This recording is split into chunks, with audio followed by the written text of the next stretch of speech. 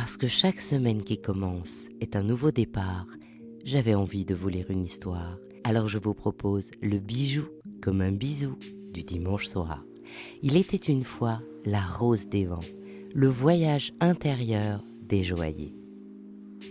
Dès l'Antiquité, les marins créent la rose des vents pour déterminer leur route selon la direction du vent. La rose des vents indique les 4 points cardinaux et les 4 points intermédiaires matérialisés par 8 vents. Ce sont les Phéniciens qui ont été les premiers à faire usage de la rose. Plus tard, elle a été utilisée dans la Grèce antique et améliorée par les marins italiens. Ainsi, sur beaucoup de portulans de l'époque, apparaîtra une rose des vents avec les initiales italiennes TGL, SOL, PM. T pour Tramontane, c'est-à-dire le nord, G pour Grecale, ou le nord-est, L pour Levante, ou l'est, S pour Ciroccio, donc le sud-est, O pour Ostro, soit le sud, L pour Libeccio, ou le sud-ouest, P pour Ponente, ou encore l'ouest, et M pour Maestro, c'est-à-dire le nord-ouest. Les portulans, ce sont les cartes de navigation qui sont utilisées du XIIIe au XVIIIe siècle. Ils ressemblent à une toile d'araignée dont les fils indiquent les lignes de vent qui quadrillent les surfaces maritimes entrecoupées des traits de côte. Certains sont très simples car ils servent usuellement à la navigation. D'autres sont de véritables objets d'art décorés avec raffinement. À l'époque, ils sont même considérés comme des secrets d'État, notamment par les royaumes du Portugal et de l'Espagne à partir du traité de Tordesillas en 1494. Aujourd'hui, ils sont précieusement conservés, à la Bibliothèque nationale de France par exemple, ou par des collectionneurs passionnés. La rose des vents est dessinée sur ces portulans et permet de déterminer le cap à suivre. Ce symbole est particulièrement cher au joaillier Giampero Bodino qui le décline, comme dans les plus beaux portulans, avec une richesse de couleurs et une variété de styles très latine. En 2014, il présente à la Biennale un flamboyant motif de rose des vents en diamant sur or blanc avec un cœur et des rayons d'émeraude irradiés de spinel noir, qui scande aux 4 points cardinaux le collier choqueur de perles d'améthyste. En 2015, sa collection Rosa dei Venti explose de saphirs bleus et pourpres, d'irisations vertes et bleues et de scintillements jaunes et rouges exactement comme le flamboiement méditerranéen quand le ciel embrasse la mer. Et en 2017, il créera un bracelet précieux Rosa dei Venti où le cabochon d'émeraude, de taille remarquable, dissimulera le garde-temps comme un secret. Alors que pour le Noël 2017, sa Rosa dei Venti devient une collection capsule, monochrome, où la pureté du diamant souligne la rigueur des 4 points de la rose des vents, juste éclairée par un cabochon de rubellite. Entre le XVe et le XVIe siècle, les marins espagnols et portugais explorent les mers au nom de leurs souverains castillans et portugais qui pensent à se partager le monde. Vasco de Gama découvre les Indes, Fernand de Magellan donne son nom au détroit qui clôt le Moyen-Orient et ouvre le monde contemporain, Christophe Colomb découvre les Amériques en croyant trouver les Indes, Hernán Cortés annexe l'Empire aztèque et le Florentin Amerigo Vespucci, explorant les mers au service de la Castille, se rend compte que Christophe Colomb a découvert l'Amérique et c'est lui qui lui lègue son nom.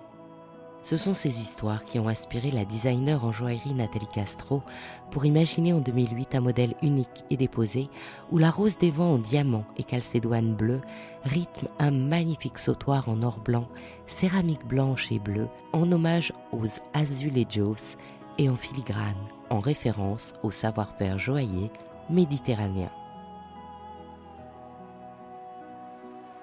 La cartographie des mers est essentielle et en mutation en ce temps des grandes découvertes. La première rose des vents est documentée sur l'Atlas catalan d'Abraham Cresque en 1375 et dès lors, sa représentation évolue. Au XVIe siècle, la direction du nord apparaît sous la forme d'une fleur de lys sur les portulans portugais. Sur d'autres cartes, l'Est est symbolisé par une croix de Malte indiquant Bethléem, c'est-à-dire l'endroit où le Christ est né. Le très célèbre portulan Gusman I, créé par le navigateur portugais Pedro Reinel en 1504, décrit l'ouest de la mer Méditerranée, l'océan Atlantique et les territoires limitrophes, dont le Nouveau Monde. C'est la première carte connue avec une échelle de latitude. La grande rose des vents dessinée au milieu de l'océan Atlantique est également la première à être orientée vers le nord. Si on étend ce symbole d'orientation vers une dimension plus mystique, on peut penser que porter une rose des vents donne la chance de naviguer à flot et de trouver le bon port.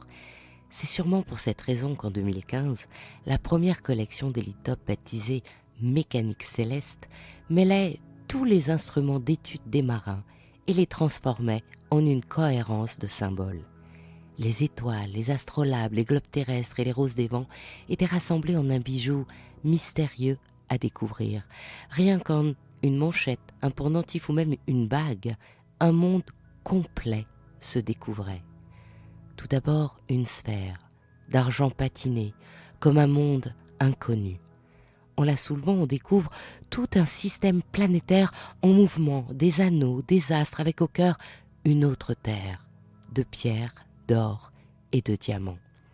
Une architecture cosmogonique, complexe comme une extravagance mathématique, un astroglobe dont auraient rêvé les explorateurs des mers et qui, aujourd'hui, porté sur soi, guide un voyage intérieur de sa rose des vents secrète. Poursuivant cette symbolique, en 2016, Elitop créera au cœur de sa collection une étoile mystérieuse, une rose des vents dont les rayons endiamantés entourent une sphère cœur d'onyx, mobile, sur un axe central qui dévoile, à loisir, une autre étoile unique, comme l'étoile du berger, une autre façon de se rappeler son chemin intérieur. Paris a lui aussi sa rose des vents. Elle marque le point kilométrique zéro des routes quittant la capitale, dont on se sert comme référence pour le calcul des distances avec les autres villes de France. Il est situé devant la cathédrale Notre-Dame de Paris. Son histoire n'est pas glamour. À cet endroit se dressait, au Moyen-Âge, un poteau nommé échelle de justice, au pied duquel les condamnés s'agenouillaient pour faire amende honorable ou être condamnés à mort. L'échelle est remplacée en 1767 par un carcan qui fut adopté par la suite comme point zéro par lettre patente de Louis XV du 22 avril 1769. Et à Marseille, le port de mer emblématique, la maison Hop the Diamond Store, créée en 2012 par Marie Bagnoli et son frère, propose une rose des vents très pure, en diamant certifié et or recyclé, dans un pendentif dont la simplicité met en avant la force du symbole. La signification de la rose des vents est bien de trouver un port d'attache en toute sécurité, ce qui pourrait être une allégorie pour puiser dans ses racines et retrouver un patrimoine historique. Ainsi, Victoire de Castellane, directrice artistique de Dior Joaillerie, a construit la collection Rose des Vents comme une allégorie de la vie de Christian Dior et notamment en hommage à l'étoile en métal trouvée le jour de la création de la maison et qu'il portait superstitieusement sur lui. Côté pile, la rose des vents est en or rose avec un cœur de diamant. Côté face, les pierres représentent les 4 points cardinaux. La nacre blanche pour le nord, la turquoise pour le sud, l'opale rose pour l'est et le lapis lazuli pour l'ouest. D'année en année, la rose des vents s'impose aujourd'hui comme une des collections emblématiques de Dior, avec émail, diamants, emperlés, réinterprétés par Victoire de Castellane à chaque saison et représentés par Anne Evers, Cara Delevingne et Emilia Clarke. Pour aller jusqu'au bout de la symbolique, LVMH a d'ailleurs imaginé le parfum Rose des Vents, par lequel le maître parfumeur Jacques Cavalier Beltrude a imaginé un sillage de roses de grâce. La rose des vents, boussole des marins, devient ainsi, grâce au joaillier, le bijou du voyage intérieur, de la recherche de soi, de l'esprit explorateur et l'élan pour atteindre ses objectifs. Alors merci de ce précieux talisman et bon vent. Ainsi se termine cette histoire de la rose des vents. Je suis Anne Desmarais de Jotan et je donne une voix aux bijoux chaque dimanche. Et si vous aussi vous avez envie de faire parler vos bijoux et votre maison, je serai ravie de vous accompagner pour réaliser votre podcast de marque ou vous accueillir en partenaire dans mes podcasts natifs. Le podcast « Il était une fois le bijou » est en pleine préparation de son nouveau thème et je brûle d'impatience de vous le dévoiler, mais il faudra attendre encore un peu. La semaine prochaine, notre rendez-vous sera sur le podcast Brillante et je recevrai Sandrine Marco, la présidente de l'UBH. Et je vous retrouverai sur ce podcast, Le bijou comme un bisou, le 30 janvier. Pour ne manquer aucun de nos rendez-vous du dimanche autour du bijou, abonnez-vous à chacun de mes 3 podcasts sur votre plateforme d'écoute préférée et encouragez-moi en partageant l'épisode sur vos réseaux sociaux. Si vous êtes sur Apple Podcast ou YouTube, mettez de jolis commentaires, des pouces et des étoiles. Et c'est maintenant aussi possible sur Spotify. Et c'est ce qui permet de doper le référencement des podcasts. Je vous souhaite une jolie semaine. À la semaine prochaine pour votre prochaine histoire de bijoux.